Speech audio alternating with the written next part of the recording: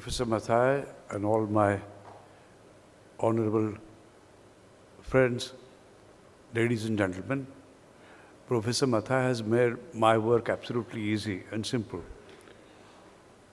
I thought I will address issue related to globalization and higher education somewhere, where I will get into social issues and try to give you different flair, because we are living in India, we are talking about education in India. Part of the thing which I wanted to say, she already has said, but certain basic problems which are going to crop up, which are there, I thought I should handle them. One thing that changed India, in my view, is, reforms that India brought from 1991. So ever since, India has been changing very consistently as a country. India wanted to get rid of salaries and subsidies. Perhaps even they thought of shutting down 6 public sector units, wanted to integrate its economy with the world economy. Otherwise, earlier India was selectively participating in the world economy. But India has been making that effort to get into world economy. And we are somewhere in the phase which is defined as globalization. There have been moments of global ideas, movements of ideas, material men in the past also. But this particular phase is unique. And it has been made unique because of several factors. I won't go into it, but most important factor to be is, it is being driven by ICT. Information technology, information communication technologies driving this particular phase. And that particular revolution is occurring at such rapid pace that I think world is really getting compressed. Time and space are getting compressed. World is coming closer. To talk in terms of cliche, somewhere idea of global village perhaps is becoming more and more real. There is something paradoxical, contradictory, which is coming up under globalization, in my view, and that is, you can see at one level, someone like Bill Gates is, you can say, it's a phenomena thrown up by globalization, most certainly. That Microsoft is there, you are kind of connecting yourself through emails. It's a very typical global phenomena. And somebody like Osama bin Laden, who really headed a very important multinational terrorist organization across the world, also is a phenomena which has occurred in globalization. So it's a very interesting kind of phase where we are going through all kinds of churnings, and we have to train students in this particular phase. And perhaps India is an important country because we plan to make it a very important educational hub. But many times I really wonder, do we have really capacities, possibilities? All this I keep thinking about all along. One is that you have more than 750 universities, some public, many public actually, then private, deemed public, private, so several kinds of universities, more than 20,000 colleges, and all this is not sufficient for people in India, the youth in India to absorb. So there are so many more people trying to knock the doors of higher education and not getting admission. And this is a very major challenge. Somewhere from primary to secondary, secondary to kind of higher education, the number of students who are trickling down are less. Somewhere gross enrollment ratio in the kind of higher education which has to go up quite substantially, that is also left much desirable. And somewhere India is really grappling in this particular phase. I would just kind of highlight some areas where we are grappling. One is, somewhere if you look at India, there's so much of unevenness in the institutions in India, the way they are operating. For instance, slightly more developed states like Maharashtra, perhaps a state like Delhi, Punjab, they are endowed with better educational institutions than parts like Bihar, Uttar Pradesh. I have myself been Vice Chancellor in Allahabad, and I know how difficult it is to run an educational institution in a relatively backward area. For instance, there is no power supply available for 24 hours in most of the places. In Bihar, sometimes power fails for 3 consecutive days. How will you run your ICT programs? How new technologies can be used to teach students? I think these are absolutely genuine, absolutely real problems. Similarly, I often kind of wonder why in India we, like as Professor Mathai was saying, we have a number of very good institutions, IITs, IIMs, so some good central universities are absolutely first rate. And yet, why do we compare our universities with any other part of the world? Sometimes comparisons can be very odious. Many times, you see the reports on universities in India or institutions in India, and everyone says none of them figure even among the first 200.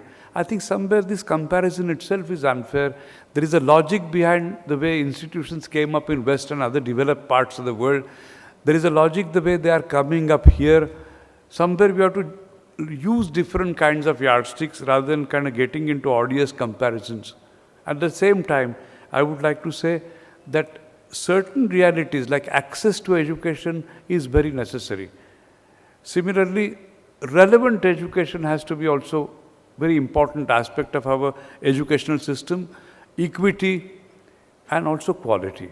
I think how does one attack and also address these questions, which is very important. Access, when you think of it, I think nobody will disagree that education has to be inclusive. Everywhere education in India has to be inclusive, or any other country. But when excellence is inclusive, education has to be exclusive. Excellence is always something very exclusive. Everybody cannot be excellent. And suppose there is something like excellence, it has to be recognized. I think in India we don't recognize excellence enough, and that is where sometimes problems do come up. Our competent men and women decide to get out of this country because they don't feel adequately recognized. And that's a clear kind of outward movement, outflow of very bright people from here. So there is something like I wouldn't say brain drain. We are talking in the world where there is brain circulation, but still, if so many of our bright faculty members, they go to Singapore or Australia or any other part of the Western world, how will we make it attractive? This destination called India for bright individuals also needs to be thought through. There is also one more thing then, that if teachers go out, there is also something like students also outflow, and Professor Mathai stated it in no uncertain terms, that something like 2 lakh students, and they must be going to Australia, Canada, United States, maximum number, United Kingdom. I think somewhere education in India or institutions in India have to be different or promising enough for students to kind of get admission here, for students to feel good here. And unfortunately, because of the constraints in admission and somewhere otherwise social policies, many good students are not able to make it and also get education that they want to, and that's why they pay higher fees, draw loans and go to learn abroad.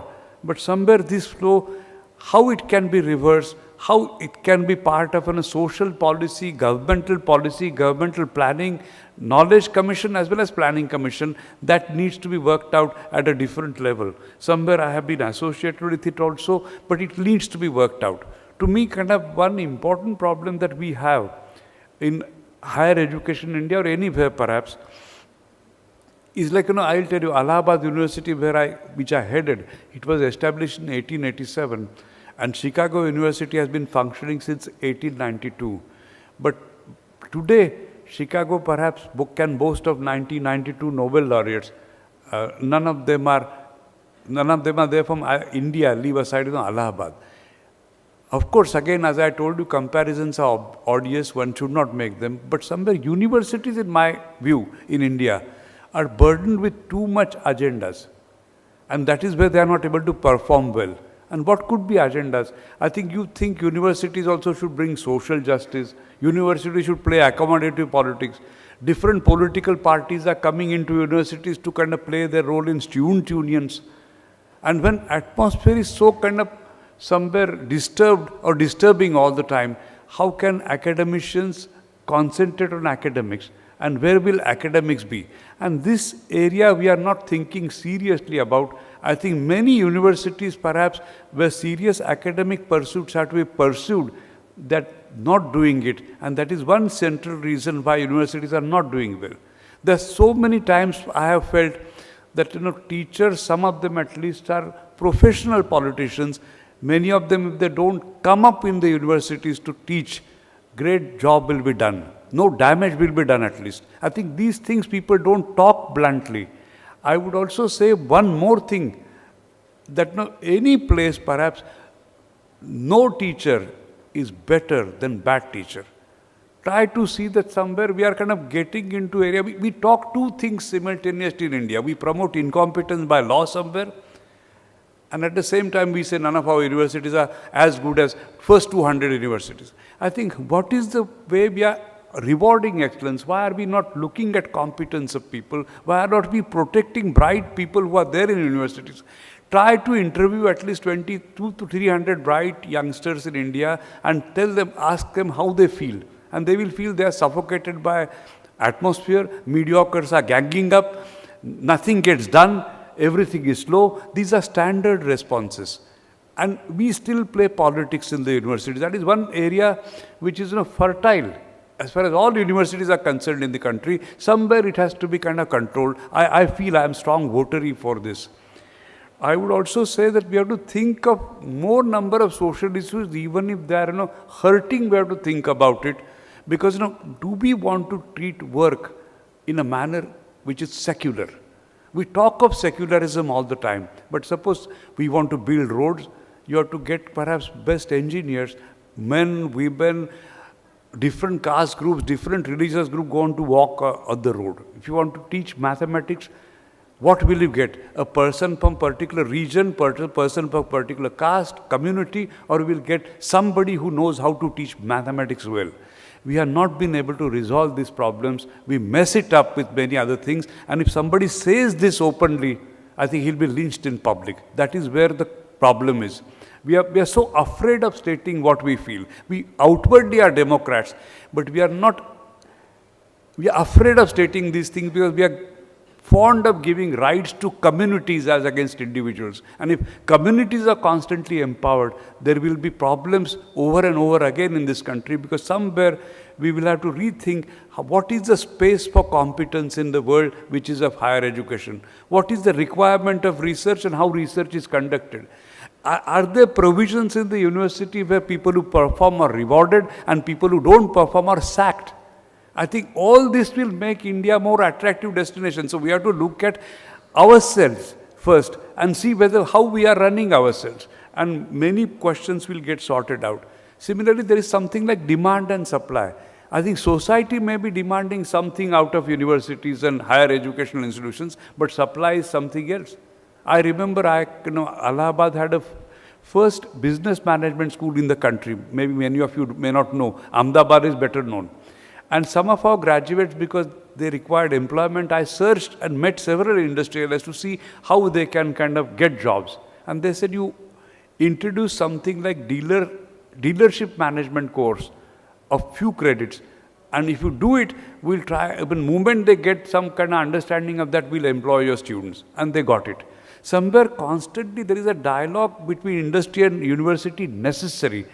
And in India, we were too much involved in doing some kind of fundamental research in the earlier days. But if you look at many Western universities somewhere, universities and industries were constantly interacting with each other. Industries were financing universities, and that's how technology grew. And that relationship is hundreds of years old. Constantly there is a feedback, interaction, and that has to happen in India too.